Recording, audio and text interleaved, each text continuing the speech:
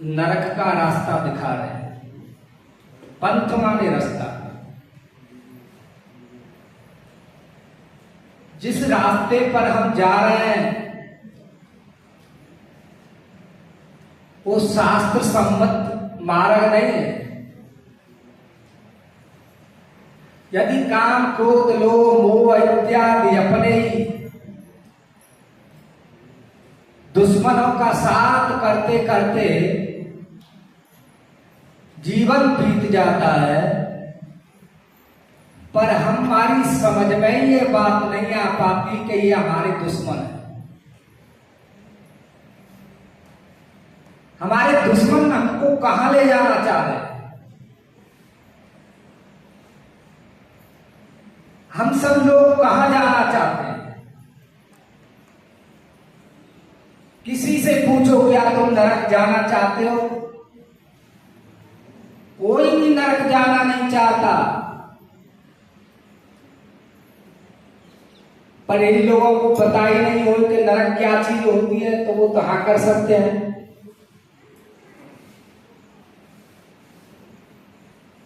राजस्थान की बात महात्मा कहते हैं कि बुढ़िया ने महात्मा से कहा, अरे बाबा इधर आ, तेरे खुर छू लूं।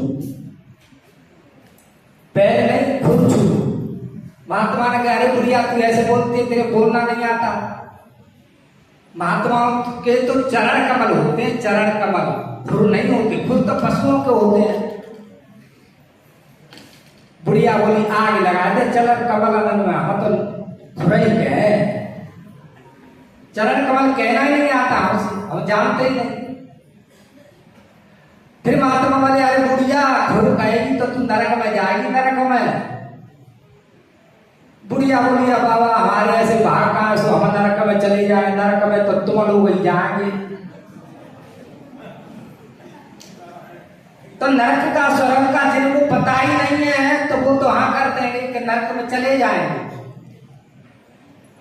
पर नरकों को, नरक का स्वर्ग का शास्त्रों से जिन लोगों को ज्ञान है, शास्त्रों से संस्कार है जिन लोगों के चित्त में कि स्वर्ग होता है, नरक होता है, नरक में जाने से अति दुख भोगना पड़ता है, स्वर्ग में जाने से अति पुण्य सुख मिलता है, तो वो लोग कोई भी नरक नहीं जाना चाहे। और हम साथ किनका करते हैं? जो नरक में ले जा रहे हैं, उन्हीं का साथ। हमारे चित्त से काम दूर नहीं होता, इसलिए कहा ये परमात्मा से मिलने में ये सब विघ्न डालते, परमात्मा से मिलने नहीं देते। इसलिए महात्माओं ने क्या, आशा सासुल कर रही भारी, तसड़ा नंदुल दे रही गारी। महात्मा कहते कि आशा ही परमम दुखम। हम जो संसार के पद पदार्थों से, व्यक्तियों से, वस्तुओं से सुख की आशा लगाए बैठे हैं ना, सबसे बड़ा दुख का कारण यही है। बहु बेटाओं से सुख की आशा करते हैं, धन से सुख की आशा करते हैं, जिससे हम आस लगाए हुए सुख की आस लगाते हैं, सुख की, और निकल पड़ता है दुख।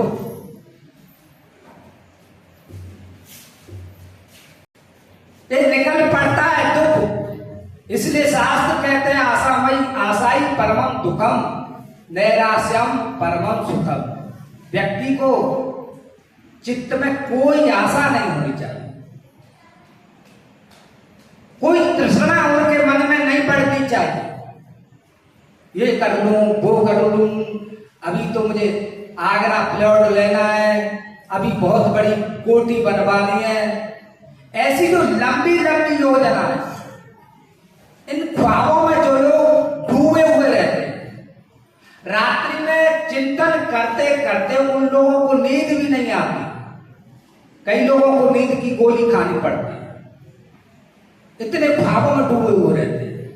संसारी अनात्म पदार्थों के बारे में वो चिंतन इतना करते हैं कि रात्रि में नींद भी नहीं आती, सो नहीं पाते, पागल हो जाते हैं।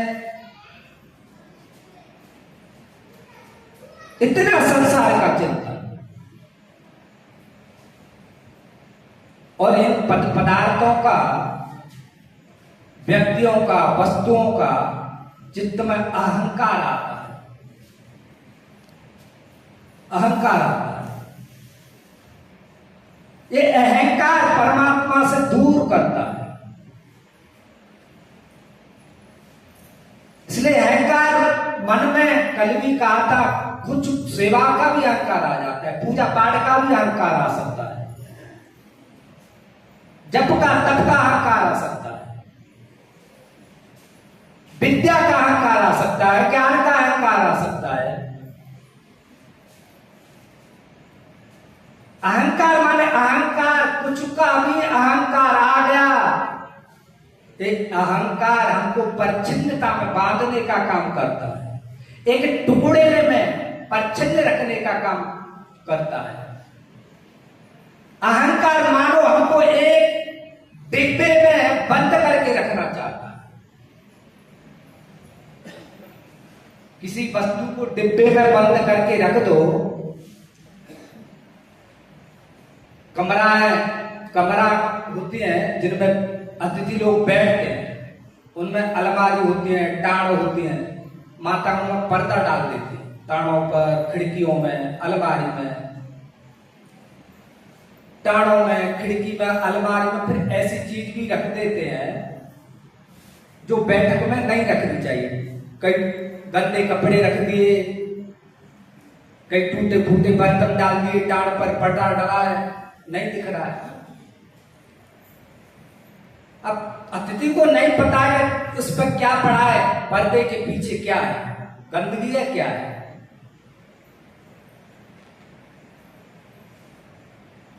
ये जहां अतिथियों का सत्कार होता है, अतिथि यहां बैठते हैं, वहां उनकी पूजा होनी चाहिए। यहाँ गंदे कपड़े, गंदे टूटे फूटे बर्तन ठीक नहीं लगते। अतिथि देवो भव, अतिथि देवता के समान होता है। जहां अतिथियों को बैठाया जाता है वहां साफ सुथरा होना चाहिए, गंदगी नहीं होनी चाहिए, किसी भी प्रकार की गंदगी बर्दाश्त नहीं है शास्त्र।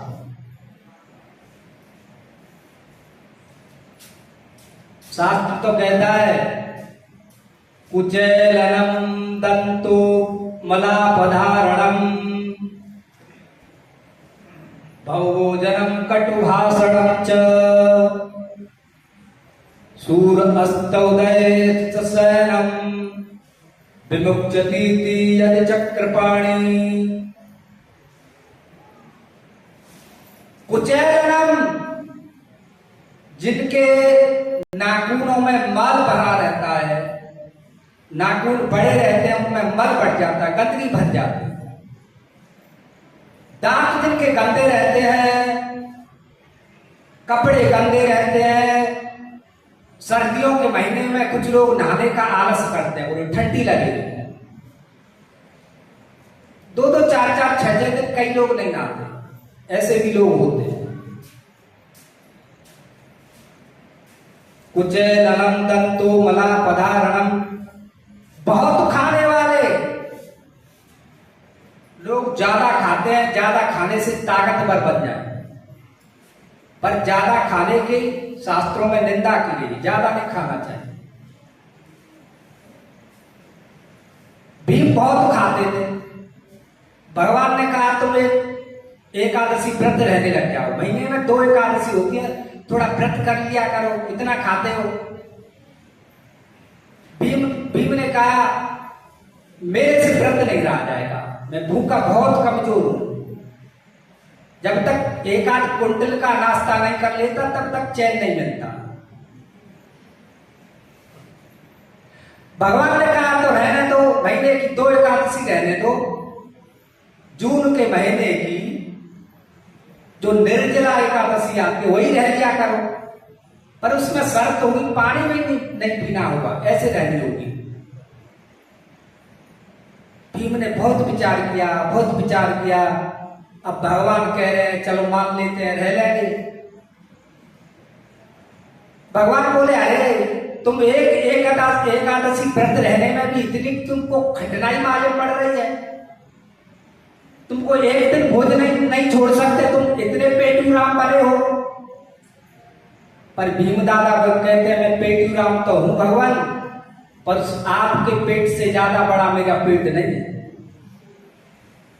मैं तो 1 कुंटल खाऊंगा, 2 कुंटल खाऊंगा, पर आपके पेट में तो सारे ब्रह्मांड है। आपसे ज्यादा पेटू राम नहीं हूं मैं। बहुत खाने की निंदा की शास्त्रों। कटुभाषणम च, किसी को भी कठोर वाणी नहीं बोलनी चाहिए, प्रिय बोलना चाहिए। इसलिए वाणी का तपई भगवान ने गीता में कहा सत्यम प्रियम हितम चयत। सत्य बोले, प्रिय बोले, मीठा बोले और हितकर बोले, जिससे सबका हित होता, फायदा हो, ऐसा बोले। और हम कैसा बोलते हैं? कठोर बोलते हैं, और हमारे बोलने से दूसरों का नुकसान हो जाए ऐसा बोलते हैं। गाली देने लगते हैं। एक बार एक पेड़ के नीचे पांडव बैठे थे, कैसे दुर्योधन आ गया, पांडवों को देख करके गाली पर गाली देने, दे गाली। भीम दादा को गुस्सा आ रहा था, पर भीम दादा को धर्मराज ने इशारा कर दिया, दुष्टरण ने इशारा किया चुप, बोलना नहीं। बेचारा चुप पड़ गया। वो भाई की आज्ञा को मानते थे, बड़ा भाई था ना दुष्टर, वो उनकी आज्ञा का पूरी तरह पालन करते थे, बात मानते थे, इशारे में ही सबको समझ आके बोला बोलना नहीं है, इसको गाली देने दो, कितनी देगा। गाली दे दे करके थक गया, बेचारा परेशान हो गया। तो फिर बोलता है अरे भाई ये बताओ तुम इतने कायर हो कि मेरे इतनी गाली देने के बाद भी बोलते भी नहीं है। तो युधिष्ठिर जवाब देते हैं, क्या जवाब देते पता आपको? आप तो कहेंगे कि ईंट का जवाब पत्थर से देंगे हम भी, पर वो ऐसा नहीं, शास्त्र ये नहीं कहता ईंट का जवाब पत्थर से नहीं देना। वो कहते हैं तुम्हारे पास गाली रूपी धन है, तुम गालियों के सिवा दे भी क्या सकते हो, तुम्हारे पास है ही नहीं कुछ, तुम कंगाल हो, तुम्हारे पास गालियों के सिवा कुछ नहीं, और हमको गालियों की जरूरत नहीं, हम तुम्हारी गालियों को क्यों लें। है ना ठीक उत्तर युधिष्ठिर का?